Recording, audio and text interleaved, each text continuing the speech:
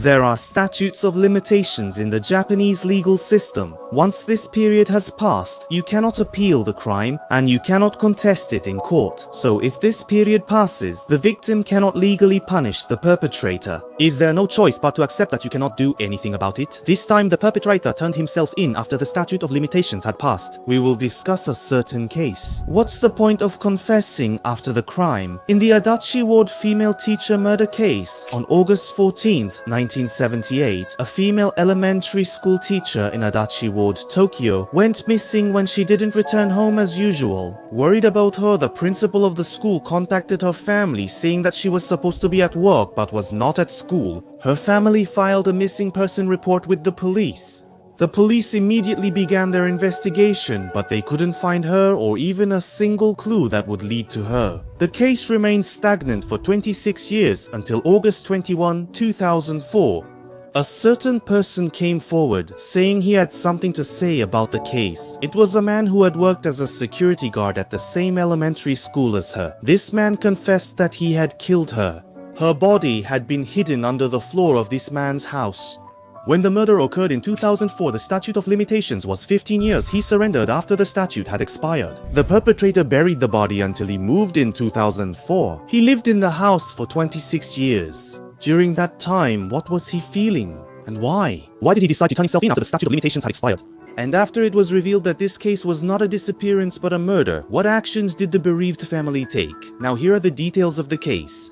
About 40 years ago, on August 14th, 1978, during summer break, a female teacher, the pool supervisor, went to the elementary school where she worked. In the hallway, she encountered the perpetrator, a security guard at the school. She was hit on the head and nearly fell. This led to an argument, and eventually, the security guard killed her by covering her mouth and other means. The perpetrator then hid the body, wrapped in a blanket, in his car's trunk until his shift ended that day. Around the time he tied it with a rope on top, the principal noticed she was missing. Despite being scheduled for work, she was absent, prompting the principal to contact her family. Concerned, her family reported her missing. Meanwhile, the culprit moved the body under the floor of the Japanese-style room in his house on the 15th. He wrapped her further in a plastic sheet and, while his wife was away, spent 4 hours digging a hole with a shovel and buried the body. He dug above it and built a kotatsu there. The police, since there was no reason for her to go missing from the beginning, the criminal investigation into her disappearance yielded no leads or clues. The family, who hoped for her discovery, never received good news since she vanished. About a year later, in 1987, rumors began to surface that this case might involve abduction by North Korea. They said it was the work of North Korean agents. It started when someone mentioned that the teacher who taught their Japanese class resembled her. Based on that, her name was added to the list of specific missing persons whose abduction by North Korea cannot be ruled out. As a result, her name was included. But still, nothing about her could be found, and gradually the case faded from memory. 15 years passed, which is the statute of limitations for murder, and the case became completely a thing of the past. The police and her family had lost all hope, but then the case took an unexpected turn.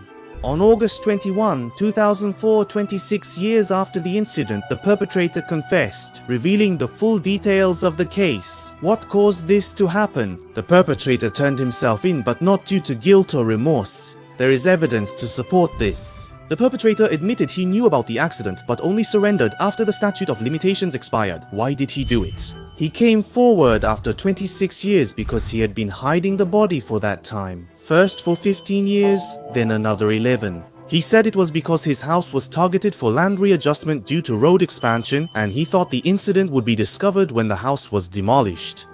The state of the criminal's house provides insight into his mindset following the incident. Immediately after the crime, he enclosed the property where the body was buried with a fence, barbed wire, searchlights, and security cameras. He severed all contact with neighbors, and nearby residents reported the house's shutters remained perpetually closed.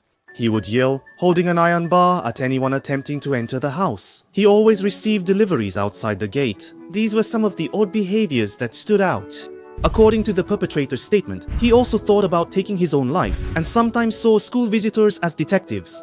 He said that at first he was in a lot of distress, buying a book on hypnosis after seeing the example of the female teacher and using self-suggestion like, "You didn't do anything, there's nothing to be afraid of." But as a year or two passed, he gradually stopped thinking about it. Now, the statute of limitations for this case has already expired. Is it truly impossible to hold the known perpetrator accountable for the crime given the circumstances? The grieving family discovered the truth and took action.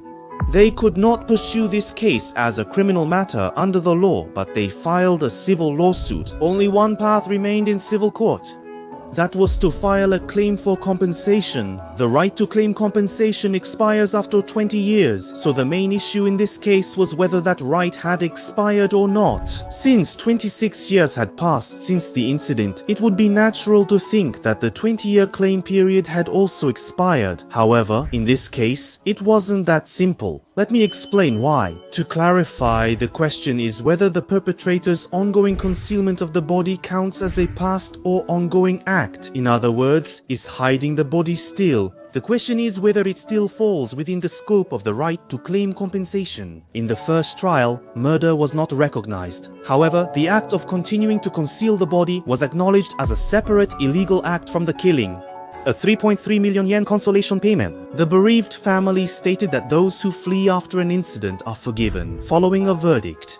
They deemed the lack of support for victims and families extremely unfair and vowed to continue the fight by appealing to the Tokyo High Court. The second trial brought an unexpected outcome. January 31, 2008. The Tokyo High Court overturned the first trial's verdict and acknowledged the perpetrator's responsibility for the murder as well. The court handed down a ruling ordering the payment of about 42 million yen. This was the first time that such a claim was recognized in a criminal case that resulted in an accident. But why? Was the responsibility for the murder also acknowledged in the second trial? That was related to the timing of when this case came to light. In other words, until the perpetrator turned himself in August 2004, it was not widely known or established that the victim had been murdered.